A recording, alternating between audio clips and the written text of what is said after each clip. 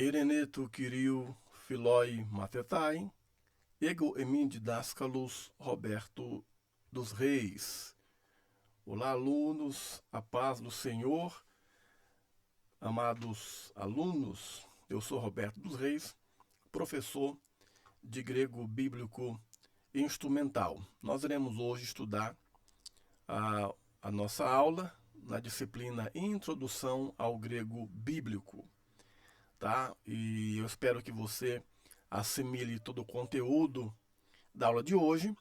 Se você precisar, assista novamente essa videoaula e sempre tendo em mãos um caderno, um papel, para que você possa anotar aquilo que não está aparecendo ou aquilo que não aparecerá aqui na nossa tela, tá ok? Bom, o nosso assunto de hoje é um assunto que tem é o prosseguimento da aula inicial, que é o alfabeto grego. Iremos estudar hoje a transliteração e regras prolacionais. É um assunto interessante, muito importante para quem está aprendendo agora, está iniciando o aprendizado do grego bíblico, tá? Então vamos responder a seguinte pergunta: o que é transliteração? Essa é uma pergunta que tem como resposta a seguinte: é a substituição dos caracteres, letras de um idioma pelos caracteres correspondentes em outro idioma, tá? E isso nós fazemos quando estudamos um idioma cujas letras do alfabeto não possuem correspondente ou não são similares ao nosso alfabeto, o alfabeto da língua latina, a língua portuguesa, tá? Um exemplo disso, além do grego, nós temos o hebraico, nós temos o árabe, nós temos o mandarim e outros idiomas que, se você comparar o alfabeto desses idiomas com o alfabeto português, você verá que as letras são completamente diferentes. Isso não acontece, por exemplo, com idiomas como o inglês, o português de Portugal, o espanhol, tá? Porque o alfabeto, por exemplo, da língua inglesa é o mesmo nosso alfabeto da língua portuguesa. O que vai mudar é a pronúncia, né? Por exemplo, você fala A, B, C, D em português, tá? Em inglês é A, B, C, D e por aí vai, tá? Mas no geral a grafia das letras é praticamente a mesma, tá ok? Bom, e aí vamos aqui estudar alguns exemplos. Antes, porém, eu quero relembrá-los aqui do alfabeto da língua grega, tá bom? Dá para olhar aqui o cursor se movendo na tela. Então, repita comigo: alfa, beta, gama, delta, epsilon, zeta, eta, teta, iota, kappa, lambda, mu, nu, psi, ômicron, pi, rho, sigma, tau, y, phi, chi, psi, ômega. Então este é o alfabeto da língua grega. É fundamental que você já tenha se apropriado dessas letras, no sentido de identificar cada letra e a sua equivalente, porque esse é o ponto fundamental para que você então consiga acompanhar a aula de hoje, tá? A aula de hoje, ela é fundamentada no conhecimento que você já deve ter do alfabeto grego, tá? A letra, o caractere grego e a equivalente, tá? Por exemplo, deixa eu retornar aqui. Você deve saber que o alfa equivale à letra A, o beta, a letra B, o gama, a letra G, e assim sucessivamente até a 24ª letra, que é o ômega, que equivale à letra O. Tá ok? Muito bem, então agora considere alguns exemplos aqui. Essa palavra que aparece na tela, tá? Como é que você vai ler? Como é que nós leremos essa palavra? É muito simples, fazendo o que nós falamos agora, a substituição dos caracteres que aparecem aqui em grego pelos equivalentes em língua portuguesa. Então temos ali a consoante φ, ele equivale à letra ou às letras PH, que tem um som de F, Temos o iota, que tem um som de I. Temos aqui o lambda, que tem um som de L. O ômicron, que é o O. E temos o sigma, que é a letra S. Lembrando que o sigma, ele tem duas formas. Essa aqui é a forma final. E temos uma outra forma, que você também já deve saber disso, que estudamos isso lá no alfabeto.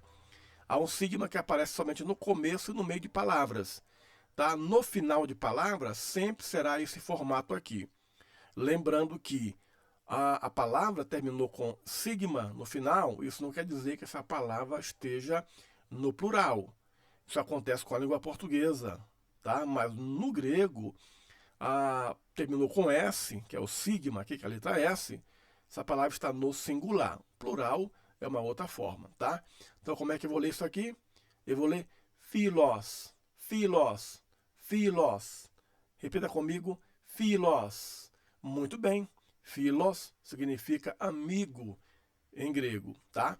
Observe que nós temos aqui o acento agudo que aparece aqui, ó, em cima do iota. Você percebe que ele é preservado tanto na escrita, na transliteração, quanto na pronúncia, colocando a tonicidade aqui no philos, philos. Muito bem. Prosseguindo aí, como é que eu vou ler essa palavra? É só eu fazer essa substituição. Nós temos aqui o alfa, você tem lá, ó, aqui a letra A. Esqueça que o acento agudo está aqui, olha, preservado aqui. Você percebe que também existe aqui um outro sinalzinho aqui, ó. Tá aqui, por hora, deixa ele de lado. Foque apenas nesse acento aqui, que é o acento agudo, tá? E aqui eu tenho o Rho, que é a letra R, o Tau, que é a letra T, o Ômicron, que é a letra O, e o sigma final, que é o S. Como iremos ler essa palavra? Artos, artos, artos. Repita comigo, artos, artos. Muito bem. A tradução de artos é pão. Então, artos é pão em grego. Partindo agora para um outro exemplo, como é que nós iremos ler essa palavra? Fazendo então a substituição, que é a transliteração. Eu tenho aqui o ômicron, que é a letra O, o iota, que é a letra I. De novo aqui, esqueçam este sinal que está aqui embaixo, por hora. Por favor, desconsidere este sinalzinho, que nós iremos ver isso aqui no outro momento. Mas se atenha a esse sinal que aparece aqui. Nesse caso, ele está aqui como um tio da palavra João, mas na verdade aqui é um acento circunflexo, tá bom? Aqui o cursor é ruim de trabalhar, mas ele é um acento circunflexo. Em alguns casos, em algumas gramáticas aparecem assim, noutras é um tio, como é o caso aqui, a fonte que eu estou utilizando utiliza um tio, tá? Mas é só porque esse é o símbolo que aparece lá, mas na verdade aqui é um acento circunflexo. Outras gramáticas trazem essa curvatura assim em cima, né? Que eu uso muito quando vou escrever em grego, tá? Mas nesse caso aqui, sempre que você vê o tio, aqui na verdade o acento circunflexo, tá ok? Então, eu tenho aqui o iota, que é a letra I. Aí eu tenho aqui o kappa, que é a letra K. O ômicron, de novo, que é a letra O. E o sigma final, que é a letra S. Como é que iremos ler essa palavra? Oikos, oikos. A palavra oikos, em grego, significa casa. Então, esta é a palavra casa em grego. Oikos, tá ok? Mais um exemplo aqui. A palavra que está na sua tela, como é que iremos ler essa palavra? Fazendo aqui novamente o processo de transliteração. O ômicron é a letra O. O iota, que aparece ali, é o I. De novo aqui, aparece esse sinalzinho aqui. Por favor, desconsidere o. Iremos ver esse sinal no outro momento, tá? Temos aqui o kappa, que é a letra K. Temos o outro iota aqui já acentuado com acento. Aqui está o acento agudo. É o acento agudo iota. E aqui o alfa final, que é a letra A. Como é que nós iremos ler essa palavra? Essa palavra é lida oikia, Oikia, oikia. Oikia significa casa, mas não é casa no sentido de construção, de edificação, tá ok? O oikos, que nós vimos anteriormente, é casa no sentido de físico, né, de alvenaria. Esta casa aqui, na verdade, é a casa no sentido de família. É o que Josué disse.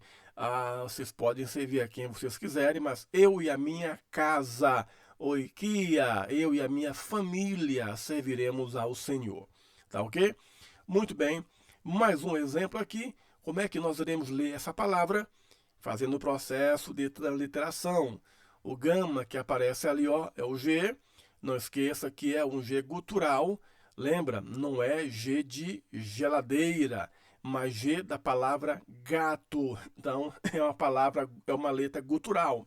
Gato, gama, tá? Então é o G, mas um G gutural, como que aparece na palavra gato.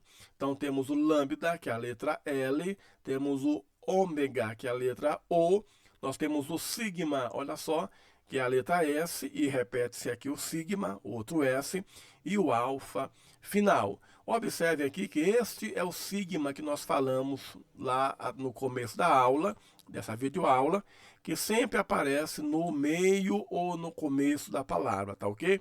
E o outro sigma, que aparece aqui no final, já falamos dele. Esse aqui é o sigma, que só irá aparecer ou no meio ou no começo. E aqui também repete-se aqui, ó, o tio. Então, sempre que você vê o tio aqui nas nossas aulas, na verdade é a representação gráfica para o que seria o acento circunflexo. Então, como é que eu vou ler essa palavra? Eu leio, ou nós lemos, glossa, glossa. Repita comigo, glossa. Muito bem. A palavra glossa significa língua, em grego. Língua no sentido de idioma, tá ok? Não é língua no sentido do órgão do corpo humano, mas a língua no sentido de idioma, tá ok? Muito bem. Então, atenção agora.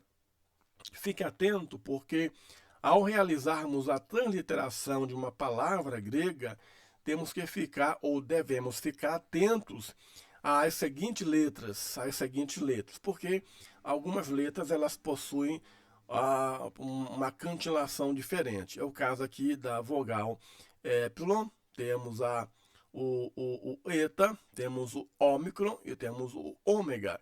Então você já sabe que o epsilon equivale à letra E, o eta a letra E, o ômicron a letra O e o ômega a letra O.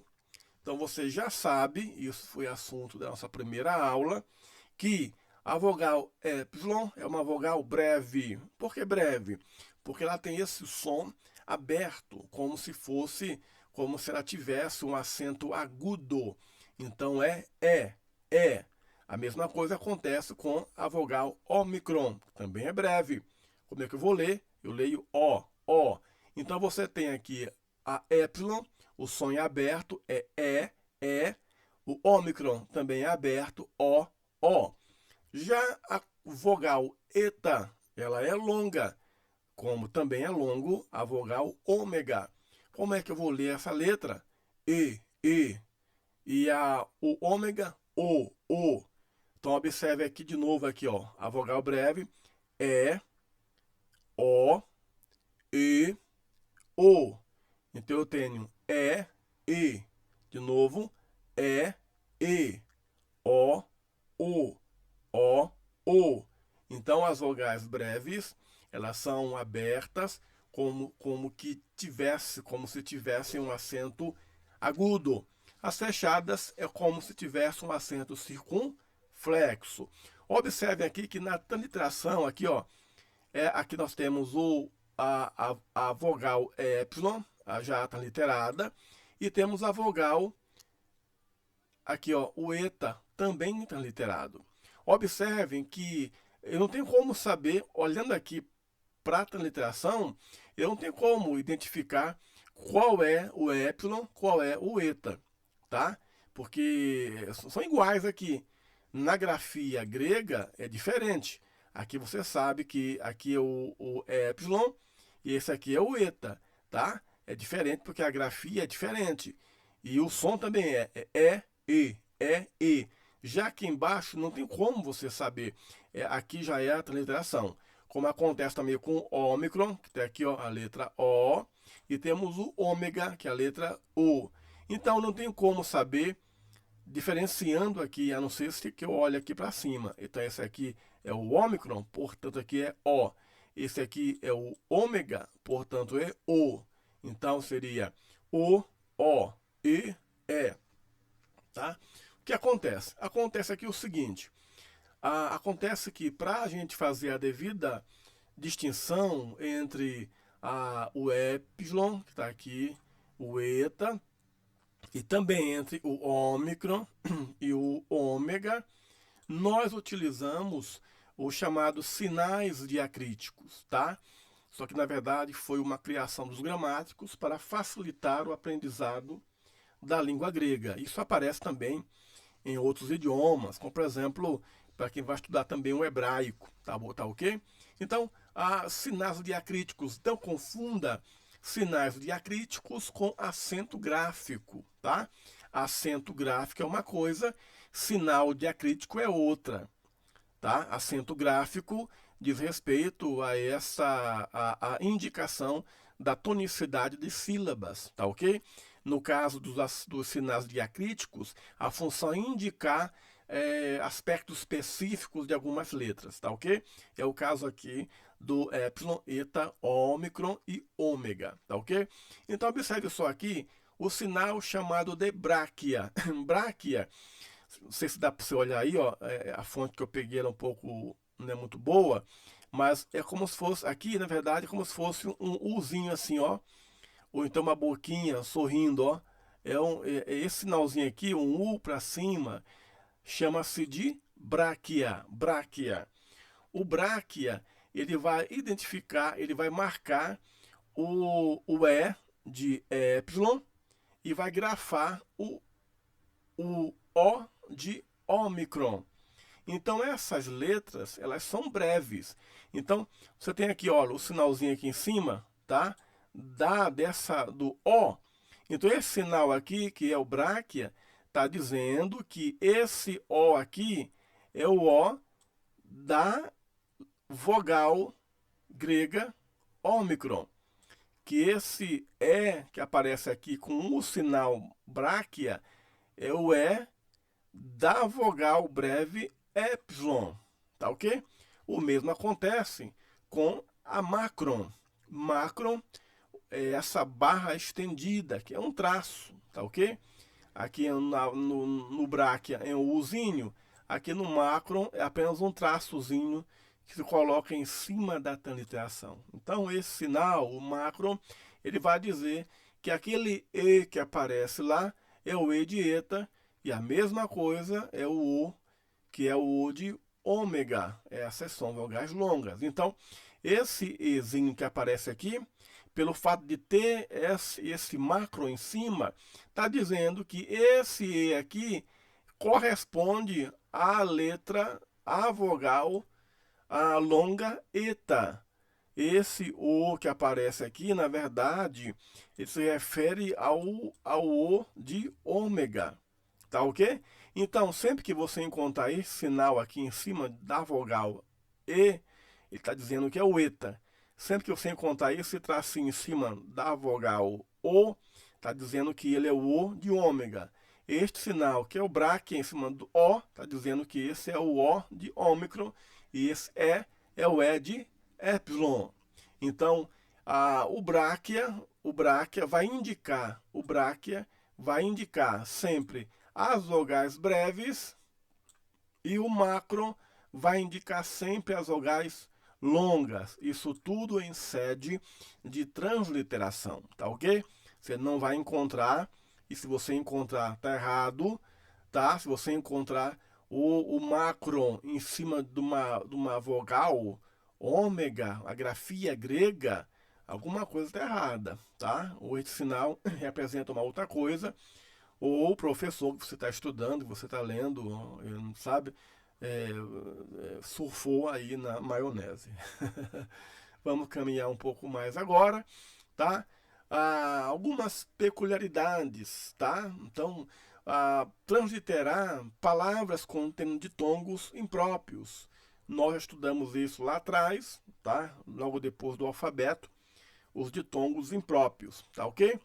Então, observe o seguinte, a palavra que aparece aí, como é que eu vou ler isso? Essa palavra aqui, a tradução dela é pelo coração. Isso aqui é um substantivo, tá bom? E isso é assunto para um outro momento, mas os substantivos gregos, eles são declináveis. Então aqui já é uma palavra já declinada, tá? E nessa declinação, a tradução é pelo coração. Então como é que eu vou ler essa palavra? Eu leio cardia, cardia. Então aqui eu tenho capa, que é o K, aqui o alfa, que é o A, o Rho, que é o R, o delta, que está aqui, é o D, o iota com acento agudo aqui, ó, tá aqui, é o I. E temos aqui o alfa, que está aqui. Aí você percebe que debaixo desse alfa, você tem este sinalzinho aqui, que na verdade é um iota também, tá ok? É um iota minúsculo, é um iota bem reduzido, tá? E ele aparece aqui por quê? Porque isso aqui na verdade não é uma vogal, tá ok? Essa aqui já aprendemos isso lá no início, tá? Essa é uma aula já pretérita, anterior, tá? Esse alfa com o iota embaixo, que é iota, o alfa subscrito, com o iota subscrito, é um ditongo impróprio. Temos os ditongos próprios e impróprios. Esses aqui, ó, que aparece com esse sinalzinho embaixo, é um ditongo impróprio, tá ok? Então, na verdade, esse I que aparece aqui, ó, entre parênteses aqui, ó, esse I que está aqui é o I do iota que está aqui, que aparece debaixo da letra alfa, tá? Então, na verdade, aqui nós temos o quê? Nós temos aqui um ditongo impróprio sendo transliterado. Então, esse A e o I entre parênteses aqui está dizendo que isso aqui, na verdade, é um ditongo impróprio. Qual ditongo impróprio? É o alfa subscrito. Tá ok? Vamos citar aqui um outro exemplo, quando aparece também um outro ditongo impróprio. Essa palavra aqui, ó, tradução dela é com o profeta. Tradução com o profeta também é um substantivo e ele já está aí declinado, por isso que tem um outro formato, um assunto de novo aí para uma próxima aula, tá ok? Tradução com o profeta. Então, como é que eu vou ler essa palavra? Eu leio profete, profete. Olha só, de novo aqui você tem, ó, o eta. Essa aqui é uma letra, a letra eta. E embaixo você tem este sinalzinho, que é um iota. É um iota subscrito. Por que Porque está debaixo da letra, debaixo da, digamos, da vogal. Só que aqui não é vogal. Aqui é um ditongo impróprio. Que ditongo impróprio é esse? É o eta subscrito. Então, se você perceber aqui, olha, aqui nós temos o eta, tá aqui, ó, o exínio. Observe que aqui em cima dele tem a barra estendida, que é o macron. Tá dizendo que esse E aqui é o E de eta, não é o E de epsilon. Se fosse epsilon, seria um outro sinal, seria o bráquia. Nesse caso aqui, nós temos o macron, tá? E do lado aqui, entre parênteses, tem o I, tá? É para dizer o quê? É para dizer que essas duas letras aqui, uma delas entre parênteses, isso aqui na verdade é um ditongo impróprio. Qual ditongo impróprio? O eta subscrito, tá ok? Mais um exemplo aqui, e você vai encontrar no texto grego diversas palavras contendo ditongos impróprios, tá ok? Não tem como fugir, porque se você for estudar a declinação do substantivo, você vai encontrar isso aqui de montão, tá ok? Então, não fique imaginando que não aparece com frequência, que os ditongos impróprios aparecem sim com bastante frequência, tá? Então, como é que eu vou ler essa palavra antes de aprender a lê-la? Vamos à tradução. No homem, também aqui é um substantivo já declinado, tá? Tradução no homem. Então, como é que eu vou ler? Eu vou ler antropo, antropo, antropo. Repita comigo, antropo, no homem. Então observe que debaixo do ômega tem o sinal, que é o iota subscrito. Então esse ômega com o iota subscrito é um ditongo impróprio. Onde é que ele aparece na transliteração? Ele aparece do jeito que está aqui, ó. Tá ok? Aqui você tem o ômega, tá? Ele tá aqui. Por que eu sei que isso aqui é um ômega? Porque em cima dele tem o macron, que é o sinal diacrítico que está dizendo para mim que esse O aqui, esse O é de ômega, tá? De ômega, tá ok? E também tá aqui, na verdade, esse aqui, ó, tá? O final, tá? Esse que tá aqui, ó, é esse daqui, tá ok? E aí, por que eu não coloquei aqui? Se você perceber aqui, ó, vou tentar fazer aqui, tá ruim, porque trabalhar com mouse é ruim. Mas ele deveria ser assim, ó, tá? Vou fazer melhor aqui, ó. Ele deveria ser assim, ó. Colocar aqui o macro e colocar o acento agudo aqui. Aqui deveria ser assim, tá? Aqui tem o macro em cima, assim, o acento. Por que não está aqui, professor Roberto? É porque eu não sei colocar isso aqui na fonte que eu estou utilizando, tá? Ok? Já procurei e não encontrei na fonte que eu utilizo, não tem esse formato, tá bom? Porque só tem sem um acento. Mas é como se aqui tivesse o macron, tá? Por que o macron? Porque esse O aqui é o O de ômega, tá? E aí eu coloco então o macron, que vai indicar que ele é uma vogal longa. E preservo o acento agudo. Então, repetindo, você sempre deve preservar os acentos que aparecem na grafia grega, também na transliteração, tá ok? Muito bem. Então, uma outra informação importante é como transliterar palavras contendo gama seguindo gama. Aqui temos dois gamas, né? Gama, gama. Também vai mudar também a pronúncia. Essa palavra que aparece aí, a tradução dela é mensageiro, anjo. Como é que eu vou ler? Observe que aqui temos dois gamas juntos. Então eu leio angelos, angelos. Observem aqui, tá? Que na palavra angelos, o primeiro gama recebe o som de N na leitura e também na transliteração. E o outro gama permanece com a função de G, tá ok? Então é angelos, angelos. Observe que aqui, olha, esse Ezinho aqui do epsilon, eu não coloquei aqui não, mas ele deveria aparecer aqui assim, você sabe, né? O Ezinho aqui e o bráquia, tá bom?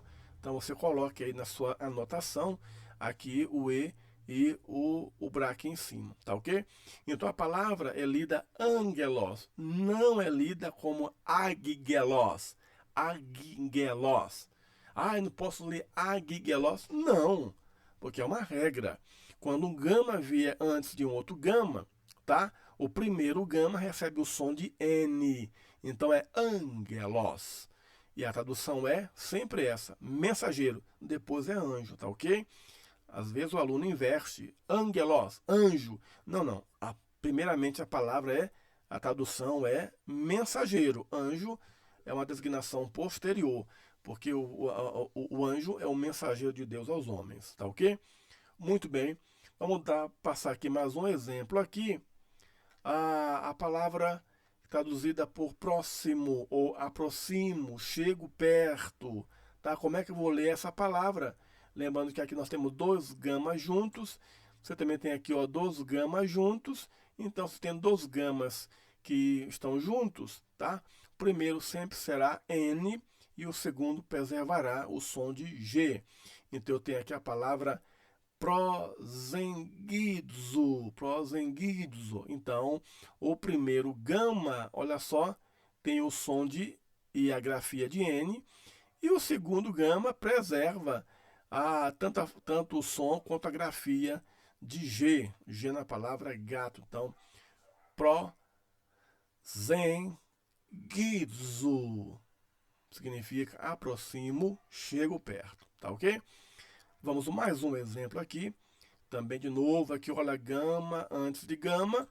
Então você tem essa palavra que a tradução é parentela, família ou parente. Observe que tem ali o gama, gama, e aí você vai ler como? Sempre assim. O primeiro G, o primeiro gama, na verdade, tem o som de N e a forma de N, e o segundo permanece G. Então, como é que eu vou ler? Singeneia, singeneia. Tradução, parentela, família, parente. Tá? Bom, e aí, uma outra forma que vai mudar a leitura é o gama antes de um capa. Então, gama antes de capa, temos aqui a palavra traduzida por âncora. Como é que eu vou ler isso aí? Lendo, considerando que antes do capa tem um gama, tá? Então, nesse caso aí, eu vou ler Anquira ou Anquira, Anquira. Então, sempre que um gama vier antes de um capa, sempre da esquerda para a direita, tá? Que é o sentido ocidental, tá? Sempre que antes de um gama, aliás, depois de um gama vier um capa, ou de repente antes do capa vier um gama, isso aí, né? A ordem dos fatores não altera um produto, assim como a ordem dos tratores não altera o viaduto. Então, um gama antes de um capa, então esse gama tem um som de N e o capa permanece o som de capa, de K. Então, anquira, anquira, âncora. Mais um exemplo aqui, tá?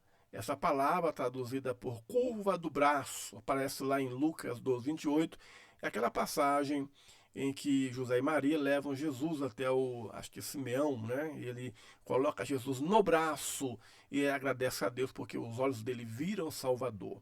Então, se colocar no braço, colocar aqui nessa curva do braço, né? E só aparece nessa passagem aqui em Lucas 12:28, tá? Então, como é que eu vou ler essa palavra? Considere que sempre aqui, ó, olha só, antes de um capa vem um gama. Então, se o gama vem antes de um capa, esse gama recebe a tradução, aliás, a transliteração de N.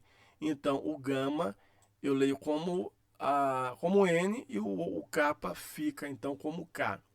Aí eu vou ler como Ancale, Ancale, Ancale. Preserva aqui o som do acento agudo aqui no alfa. Ancale. E aqui é o eta. Por que o eta? Porque eu tenho aqui o macron. O macron, essa barra estendida em cima do E aqui, está dizendo que ele é o E, tá? De eta. É uma vogal longa. Ancale. Tá ok? Mais um exemplo aqui, o último exemplo nessa questão do gama que antecede capa. Essa palavra aqui, tradução dela é inculpável. Como é que eu vou ler essa palavra? Sempre considerando, olha só, gama antes de capa. Este gama recebe o som de N. Então tá aqui, ó, o gama recebe o som de N e o capa permanece o som de K. Então eu leio como anencletos, anencletos, anencletos, tá? Anencletos. Então, inculpável, tá ok? E aí, uma outra peculiaridade é quando o gama vier antes do que. Aqui, ó, o gama antes do que. E aí o exemplo, essa palavra aqui, como é que eu vou ler ela? Antes, porém, a tradução dela é prova, convicção. Como é que eu vou ler? Olha lá o gama que vem antes do que, então a regra permanece. Então, se o gama vem antes do que, então esse gama recebe o som de N e o que permanece CH.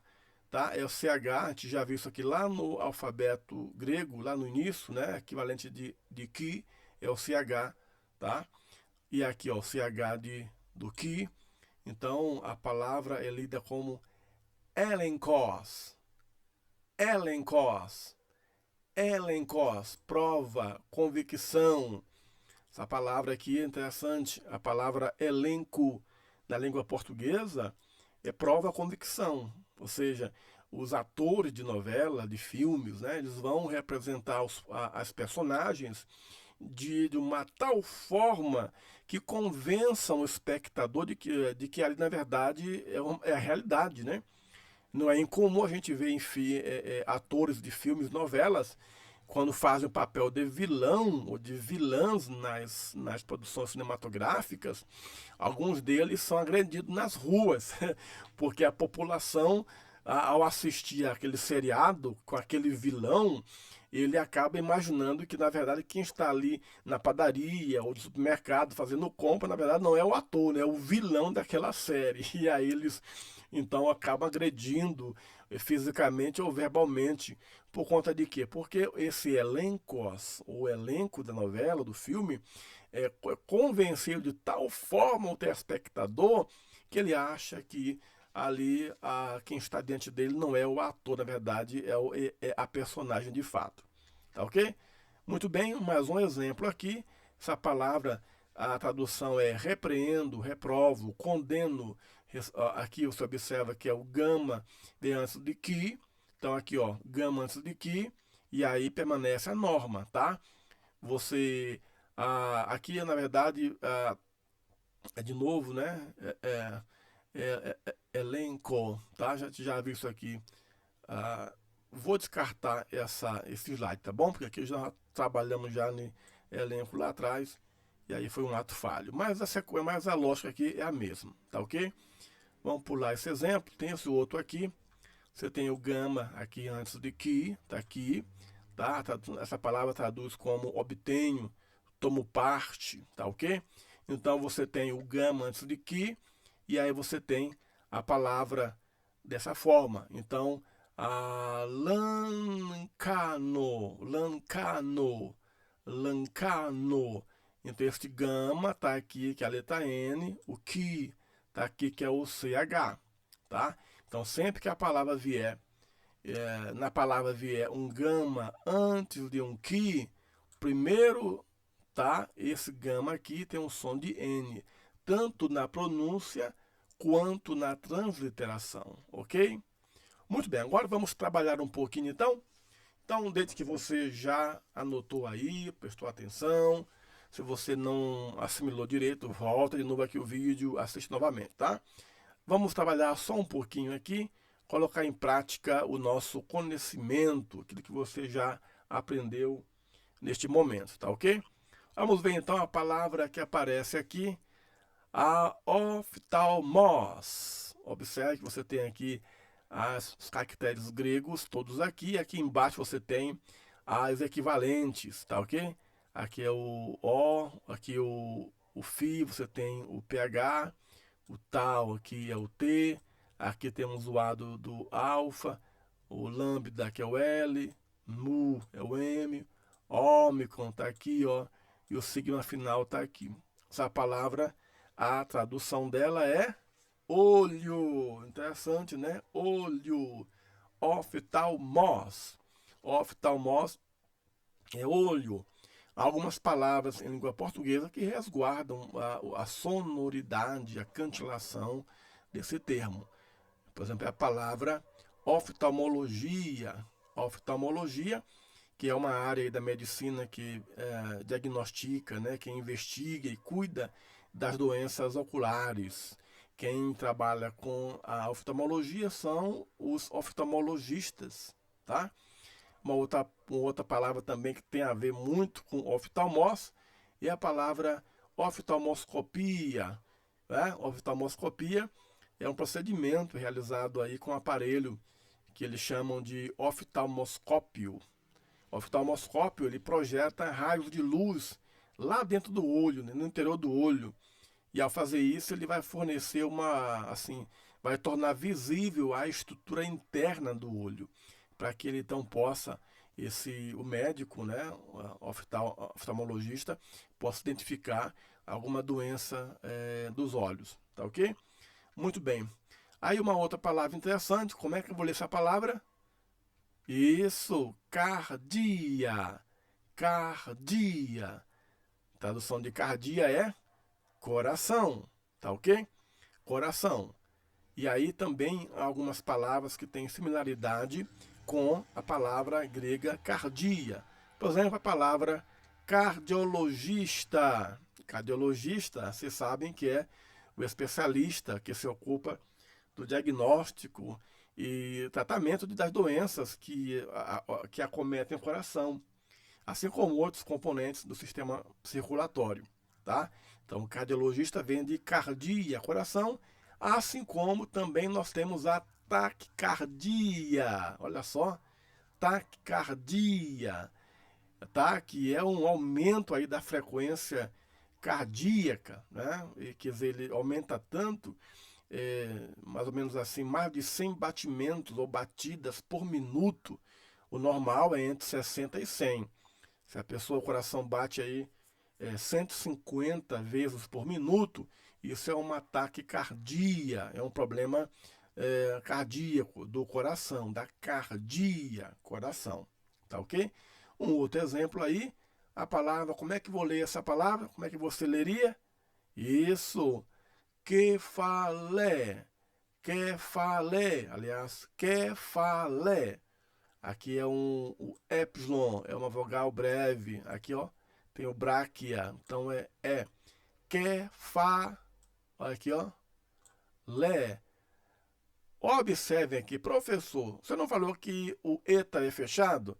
Como é que eu vou ler que, fa, lé?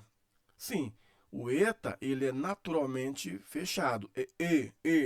Mas observem que aqui, ó, você tem o quê? Um acento agudo. Ele está abrindo o som da letra, tá?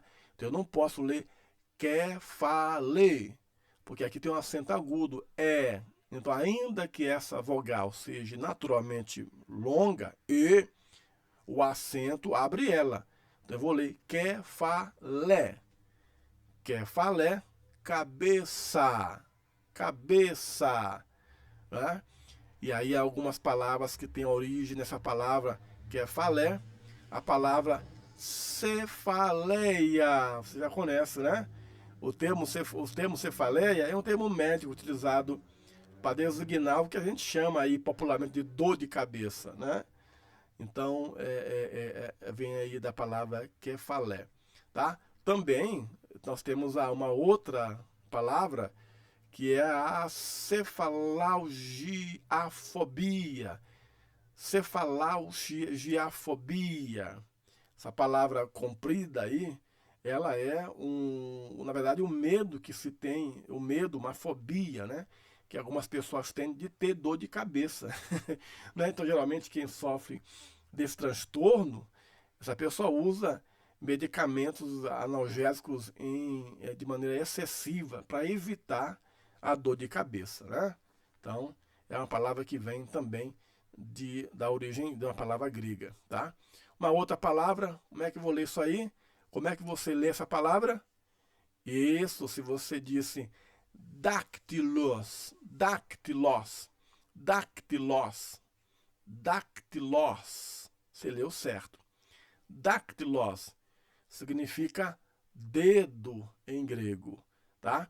E para reforçar aqui, umas palavras também que possuem origem nessa palavra grega, a palavra datilografia. Quem tem mais de 40, mais de 50, sabe do que eu estou falando. Datilografia. A datilografia é uma técnica, né? É ainda uma técnica, né? Não se faz mais, mas né? É uma técnica de escrever em uma máquina, né? De escrever tanto mecânica quanto elétrica, onde a pessoa usa os dedos para pressionar as teclas, né, correspondentes a cada letra ou símbolo, né?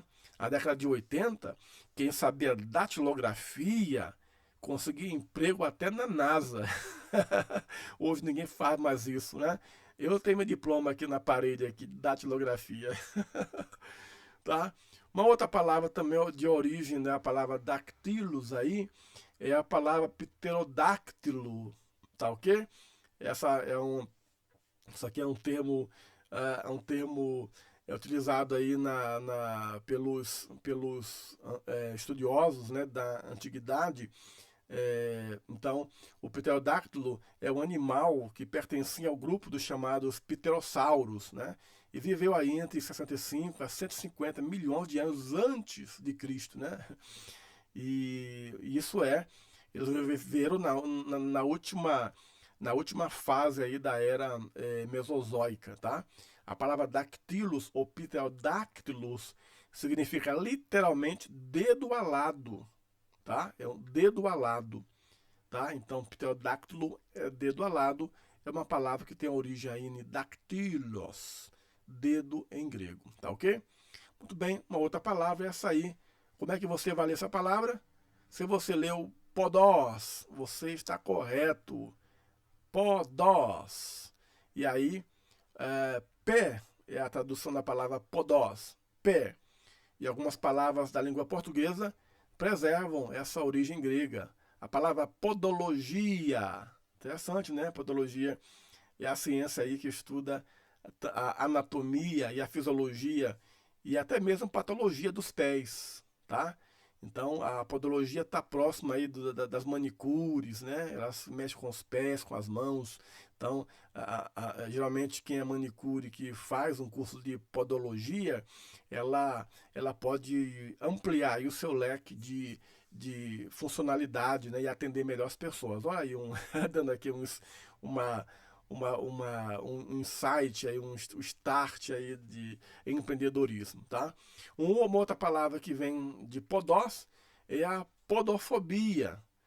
Se você nunca viu isso, essa palavra podofobia literalmente é o medo irracional dos pés, tanto da pessoa em si como de outras pessoas, né? Ter medo do pé dos outros, tá? E aí pode levar até a negligência em relação aos cuidados pessoais, né? Por medo ou nojo de tocar os pés. Então a podofobia vem da palavra grega podós, tá ok? Um outro exemplo aí interessante também é essa que aparece na tela. Como é que você vai ler essa palavra? Se você leu soma, opa, perfeito, soma significa corpo, corpo, tá ok? Aí nós temos aí os tricotomistas e os dicotomistas. Tanto para os dicotomistas que creem que o homem é corpo e alma, ou espírito, né? Quanto para os tricotomistas que creem que o homem é corpo, alma e espírito, o corpo está presente. Não há ninguém que não creia na presença do corpo. Tanto os dicotomistas quanto os tricotomistas, tá? Então, umas palavras que são oriundas da palavra soma, é essa aí, ó, psicossomático. Psicossomático é o termo utilizado aí para se referir às patologias que pertencem tanto ao físico quanto ao psicológico, né? Ao psico. São doenças que afetam diretamente a saúde mental e fisiológica do indivíduo. Tá? Então são pessoas que sofrem de transtornos, nesse caso aí, mentais, tá? Na psique, que acabam afetando o corpo. Né? Você já viu alguém, por exemplo, uma mulher, por exemplo, que ela tem a gravidez psicológica? Pois é, ela quer tanto ter um filho, tanto ter filho, que ela imagina que engravidou. Né? E mesmo sem ter relação com homem nenhum, sem ser casada, ela imagina que ela engravidou. E é um negócio interessante e difícil para quem vive, né? Então, o psicossomático vem de soma. Uma outra palavra é a palavra somatotropina. Essa, você já ouviu essa palavra alguma vez? Eu já ouvi uma vez. Então, a somatotropina, na verdade, é o famoso hormônio do crescimento, né? Que ele é liberado pelo adeno hipófise, né? Que vamos dizer assim, que atua no crescimento do corpo. Tá? As crianças crescem por conta desse hormônio do crescimento. Tá? Somatotropina, que vem da palavra soma, que é corpo em grego. Tá ok? Uma outra palavra também interessante, essa que está aí. Como é que você vai ler essa palavra? Você está litera, poder ler, não é verdade? Então eu vou ler Kairos. Kairos. Kairos significa mão. Kairos, mão, e aí algumas palavras que são provenientes desse termo grego. Você já ouviu falar na quiromancia, tá? Como é que chama? Aqueles nômades, não, como é que chama? Os que ficam, as ciganas, né, que ficam lendo as mãos nas ruas aí de São Paulo, Rio de Janeiro, né? Aqui em Taubaté também tem. Elas leem, é a quiromancia, né? E a quiromancia, na verdade, ela uma, é uma pseudociência, né? Tem gente que diz que isso é verdade, né? Na verdade, é uma pseudociência. E a quiromancia, ela afirma que consegue predizer o futuro de uma pessoa apenas lendo